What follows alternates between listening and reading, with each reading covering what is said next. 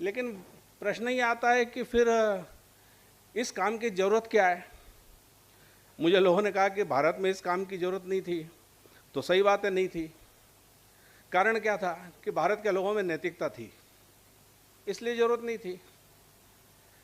मुझे एक कर्नाटक प्रवास में एक ने बताया कि गांव से नारियल 25-25 नारियल के बोरे भर के और शहर में बिकने के लिए जाते हैं, और जब ये बिकने के लिए वहाँ पर जाते हैं तो बोरे में जब नारियल रखा जाता है तो पहला नारियल को कहते हैं कि ये धर्म का नारियल है, फिर दूसरे को बोलते हैं ये पहला, तीसरे को बोलते हैं ये दूसरा, ऐसे वो 25 रखते हैं, यानी एक धर्म का प्लस 25।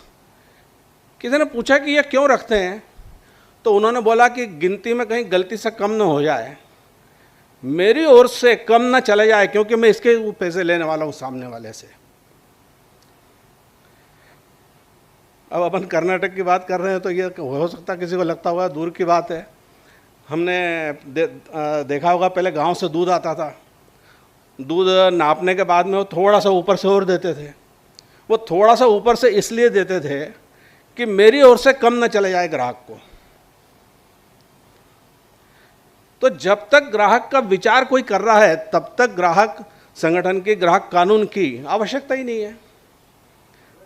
ये आवश्यकता इसलिए बनी कि ये लोभ लालच ये मन में आया कि मैं ग्राहक के जेब से पैसा अधिक कैसे निकाल लूँ, और इसलिए फिर इस प्रकार की व्यवस्था बनने लगी।